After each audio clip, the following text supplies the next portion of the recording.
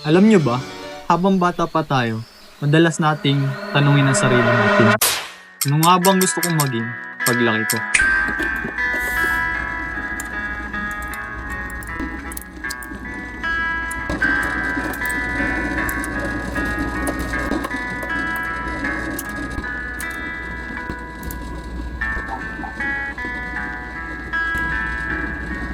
Da ay kailangan ng ating kaisipan, ugaliin sikang ulam sa hapag-kainan. Nung bata pa ako, wala pa akong iniintindi. Mayroon akong video nung matututo pa lamang ako magbisikleta. Mahigpit ang hawak sa manibela, nanginginig ang tuhod, pero sa bawat padyak ay punong-puno ng kaba at kasiyahan. Tuwang-tuwa naman sa tuwing hindi natutumba. Pero ramdam mo sa sarili ang tiwala kahit hindi sigurado sa mga susunod na padyak. Simple lang ang buhay noon, puro laro at pagkatuto. Ngayon, habang pinapanood ko yung video na yun, papaisip ako, ang layo na pala ng narating ko.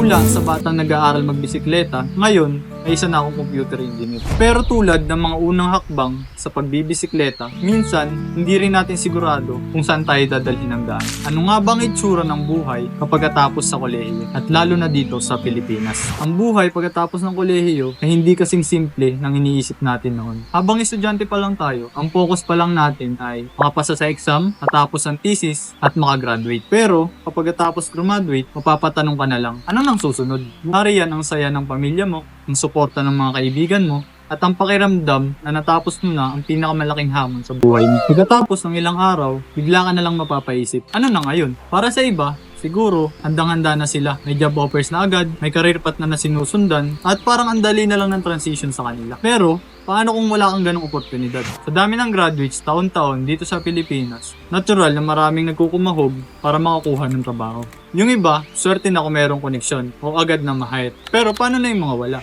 Sa kabilang banda, maraming graduates ang naguguluhan pa rin. Tama nga ba ang napili kong kurso? Ito ba talaga ang gusto kong gawin sa buhay? Hindi madali sumagot sa ganitong klaseng tanong, lalo na kung ramdam mo ang pressure ng pamilya. Sa kulturang Pilipino, malaking bagay ang expectations ng magulang. Gustong mapagmalaki ka at gustong makita kang magtagumpay. Pero, paano kung hindi mo pa alam kung anong gusto mo? May iba naman na hindi tumitigil. Kahit anong trabaho, basta may kita, pinapasok nila. Sa Pilipinas, usong-uso ang mga raketera o raketero, lalo na pagkatapos ng kolehiyo. Delivery rider sa umaga, online seller sa gabi, at minsan, side gig pa sa weekends. Hindi nila iniintindi ang pagod dahil ang mahalaga sa kanila may maiuuwi para sa pamilya o maiipon para sa sarili. Ito yung mga tao na nagpapakita na sa sipag at tiyaga kahit papaano ay uusad ka. Ako, honestly, hindi ko pa alam kung anong landas na tatahakin ko. Pero sigurado ako, hindi ko iiwan ang karir ko sa engineering. Computer engineering ang pinili ko at malaki ang respeto ko sa kursong ito. Sa ngayon, ang goal ko lang ay mai-share ang mga struggles and achievements ko sa inyo.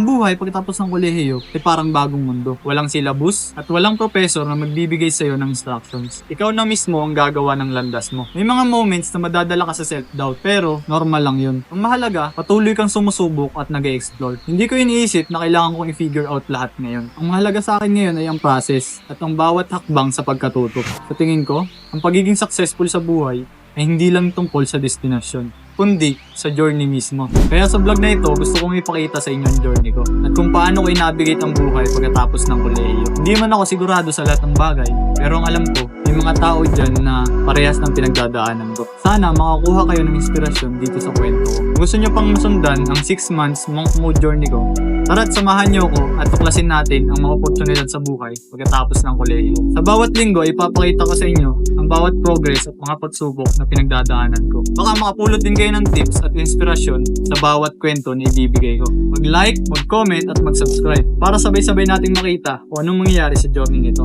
Salamat sa suporta. Kita tayo sa susunod na linggo. Let's go!